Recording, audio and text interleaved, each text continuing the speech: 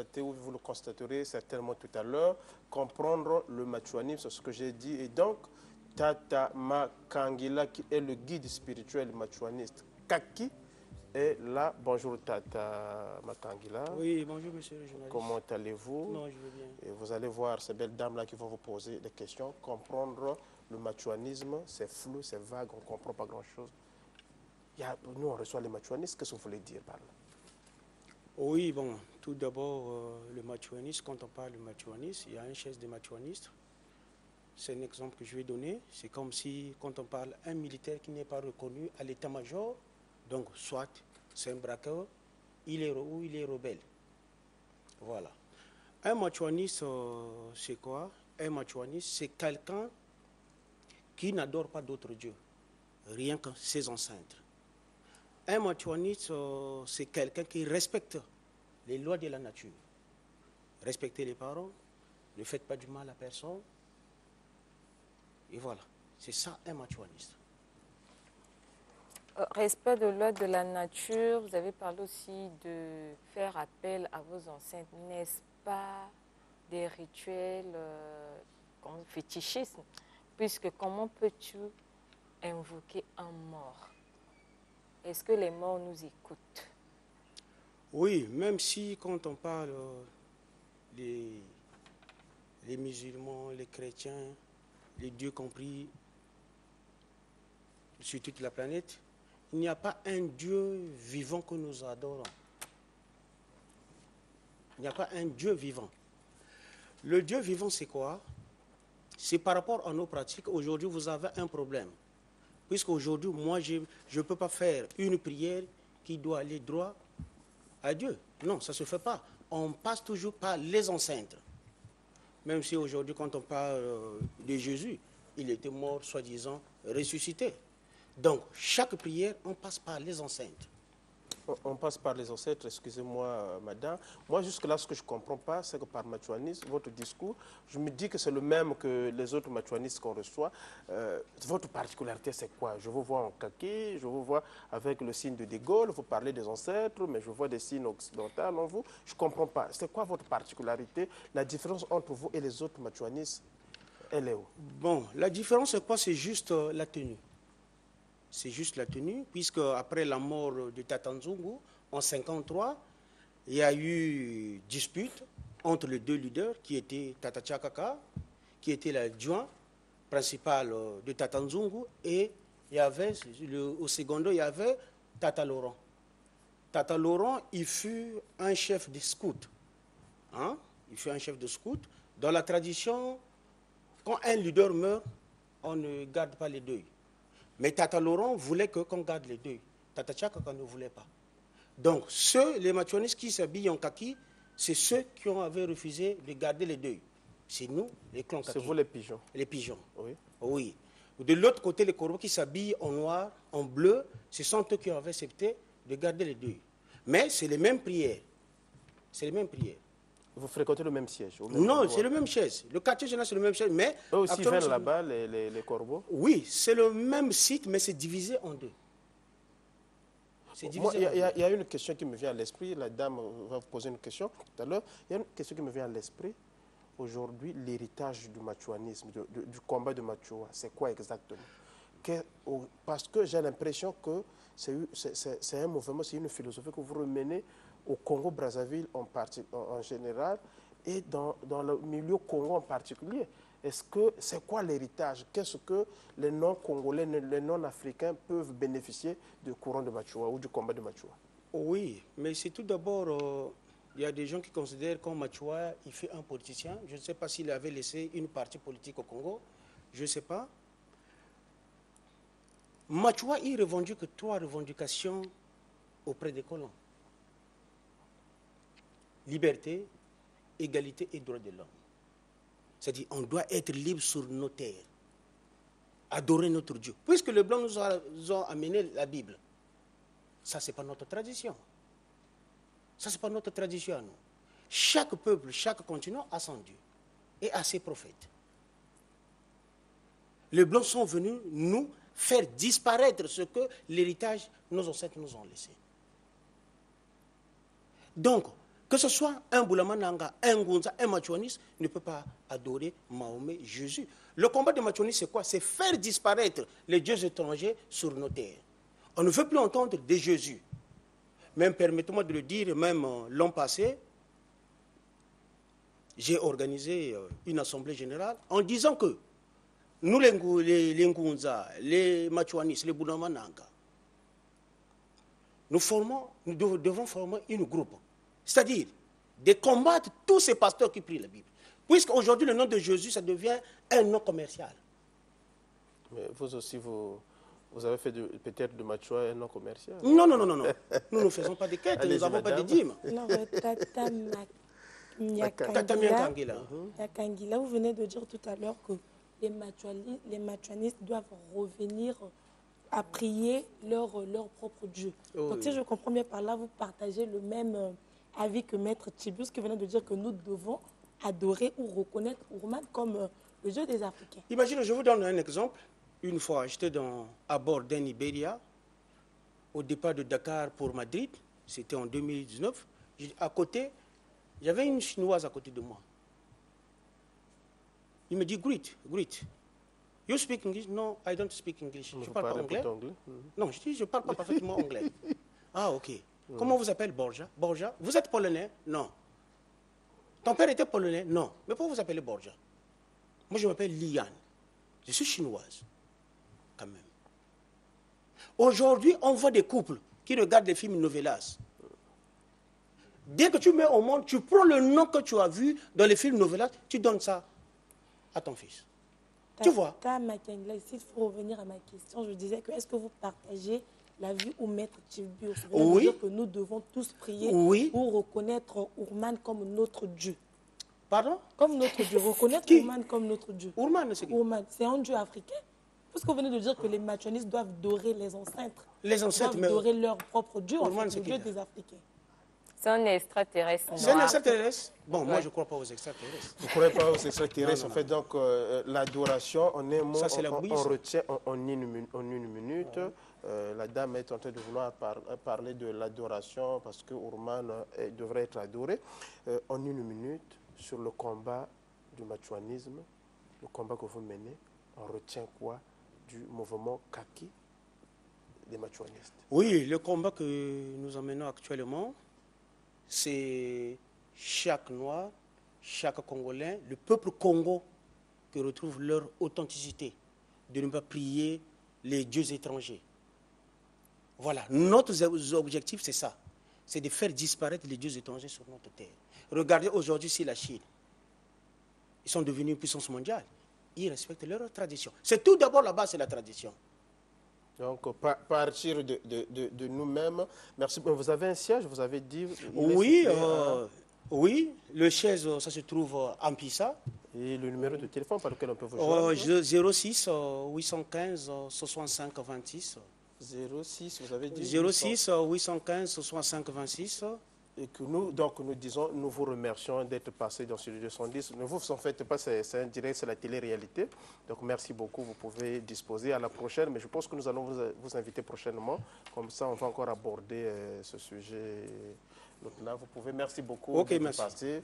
Vraiment, nous vous disons merci, merci beaucoup. Merci. Ok, donc nous invitons Maître Rama, qui doit nous rejoindre.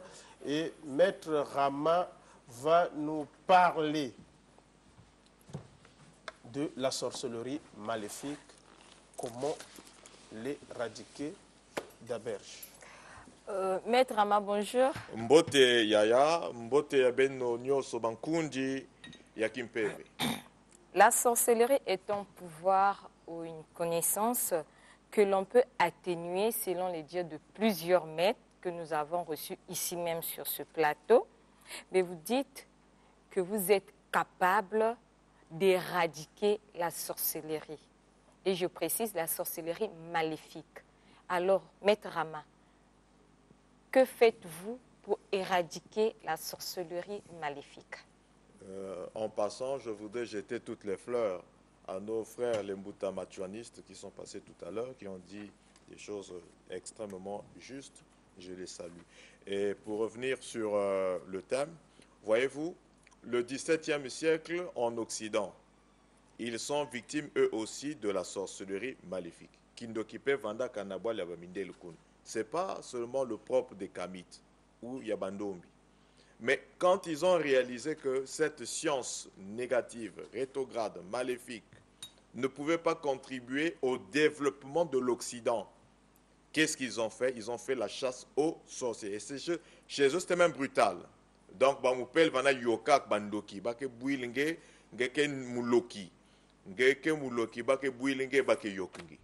Et ils ont réussi par éradiquer la sorcellerie maléfique chez eux. Aujourd'hui, une Française ne rêve pas, comme vous, nos sœurs africaines, Babakal Yapip. Un Français ne rêve plus, comme vous, les Noirs, Bandombi, Bama Diapip.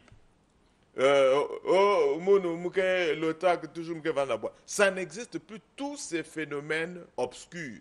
Ça n'existe plus. Pourquoi? Parce qu'il y a eu l'éradication de la sorcellerie maléfique. Et donc, je prenais cet exemple, ça c'est en Occident. En Orient, en Chine plus précisément, il y a eu un empereur qui a demandé à tous les grands ngangas de là-bas, les grands mystiques de là-bas, et dit, il regroupe, un peu comme le chef de l'État qui nous regroupe tous les grands maîtres, il dit, bon, faites un rituel, faites un travail pour éradiquer ces bandoki-là, qui n'apporte rien à la République du Congo.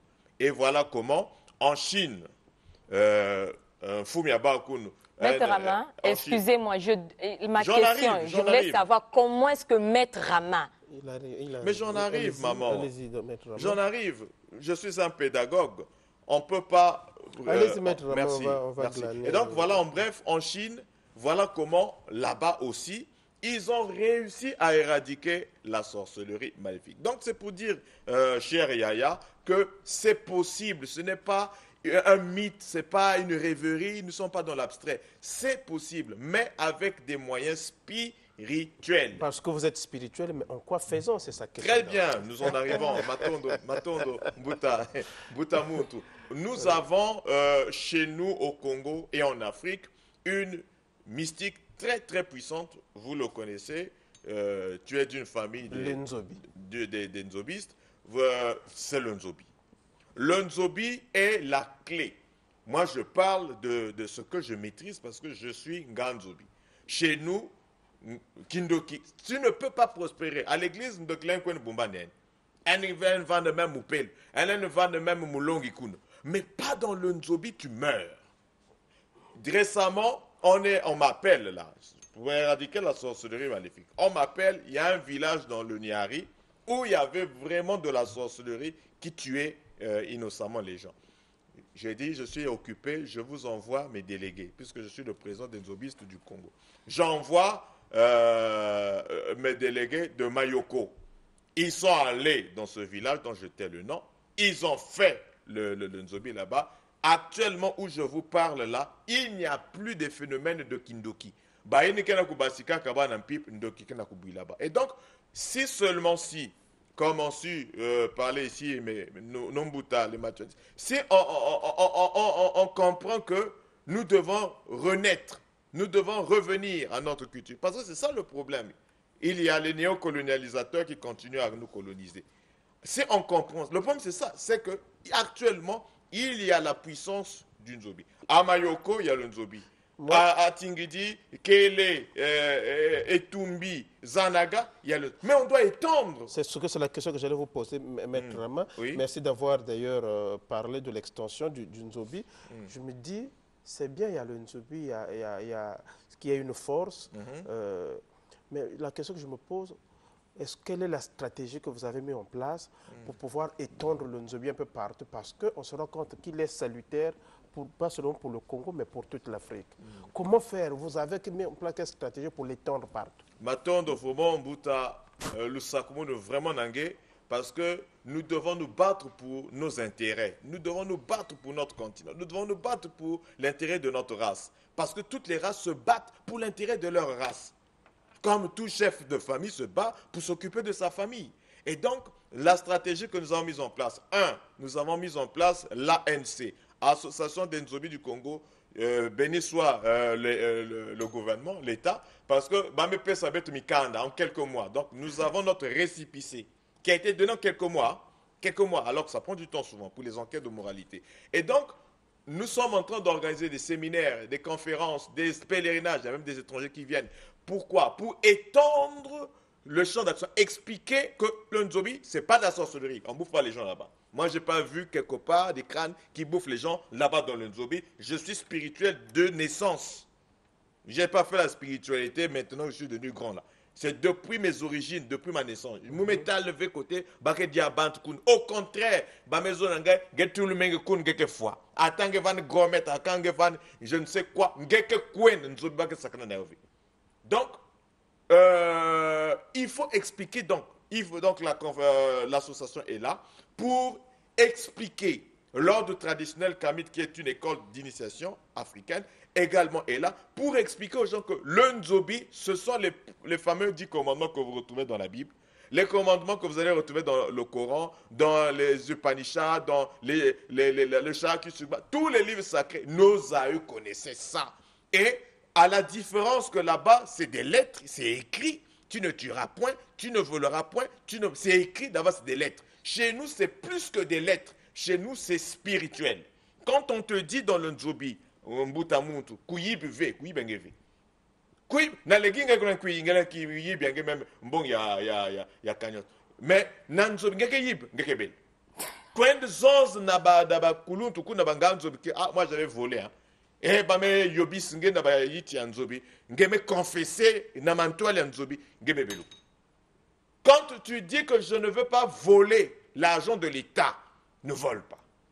Tu voles l'argent de l'État, qui que tu sois, tu tombes malade. Donc, on aime, vous êtes en train de dire que le Nzobi, non seulement va éradiquer le Nzobi a la capacité d'éradiquer la sorcellerie et toutes les antivaleurs. Toutes les antivaleurs. Et notre développement, certainement, je vous propose ce sujet pour la prochaine fois. Merci. Et notre développement, certainement, devrait passer par nos valeurs, parmi lesquelles le Nzobi. On fait comment pour vous joindre et pour merci. Et nous saluons le chef de l'État qui, aujourd'hui, veut se concentrer sur la lutte contre les antivaleurs. Et nous avons la solution là, le Nzobi.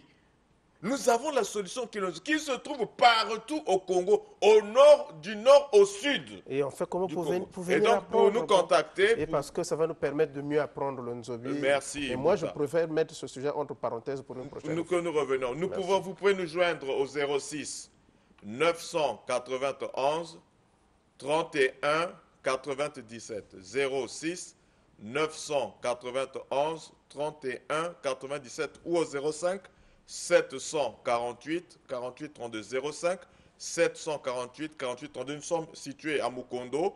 Le siège national est situé à Mukondo, dans la rue Misaku, numéro 28. Mukondo, rue Misaku, numéro 28. Que nous avions pour Tulendo, Kusak Munabe. Merci beaucoup, Maître Hama. Merci beaucoup à Ikando. Merci à Dabej qui m'avait aidé à animer ces plateaux. C'est donc la fin de Aréam. Sur le disons continue tout à l'heure. Vous allez suivre incompatibilité entre lumière et ténèbres.